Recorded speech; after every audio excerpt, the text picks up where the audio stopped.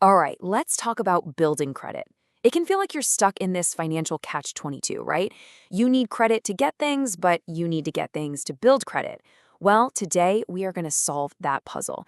We're going to map out a clear path for building your credit from scratch using one of the simplest tools out there, a credit card. I mean, does this sound familiar?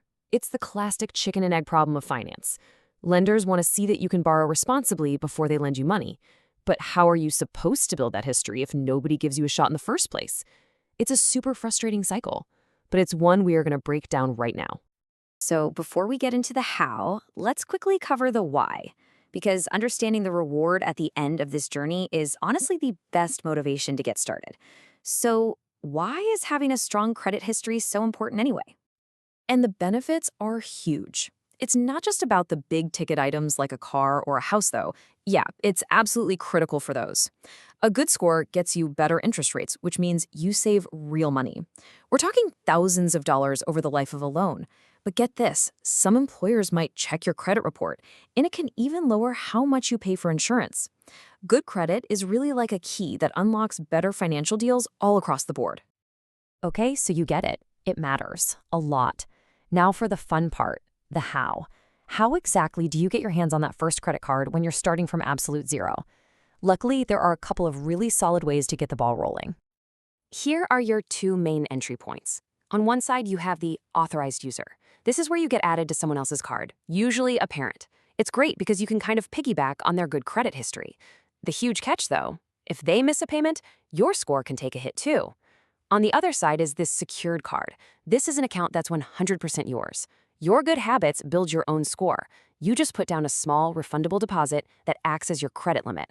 So the difference is clear. One relies on someone else, while the other puts you firmly in the driver's seat. Let's break down that secured card because it is such a powerful tool. The whole process is incredibly simple. You give the bank a small deposit, say $200. That $200 then becomes your spending limit.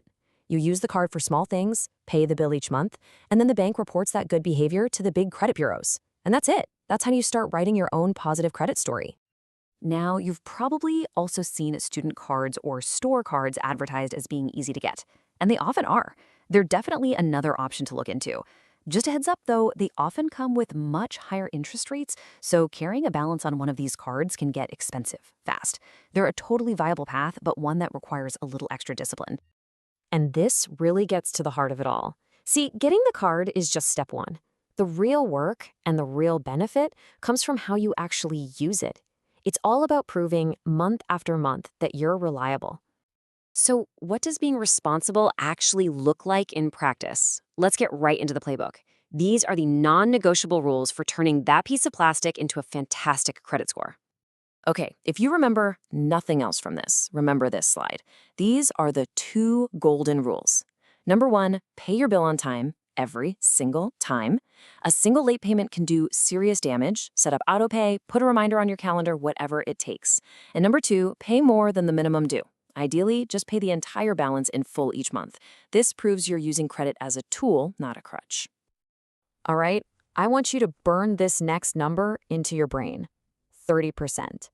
This is kind of the magic number when it comes to using your credit card wisely. So what's it all about? It's something called your Credit Utilization Ratio. Sounds complicated, but it's super simple. It's just the percentage of your available credit that you're currently using.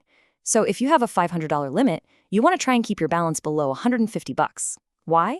Because a low ratio shows lenders that you're in control of your spending and not living on the edge. Keeping this number low is one of the fastest ways to give your score a nice boost.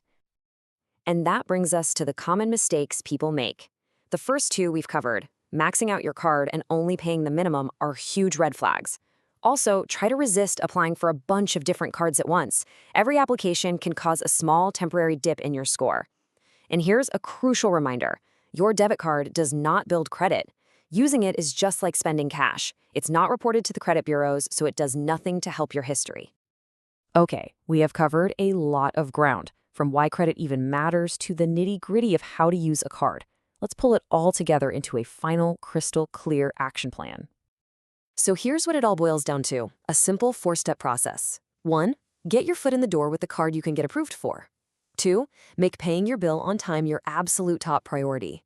3. Keep your balance low, way below that 30% mark, to show you're in control. And 4, just be patient. Good credit isn't built overnight. It's the result of consistent, responsible habits, month after month. Because ultimately, that's what this is all about.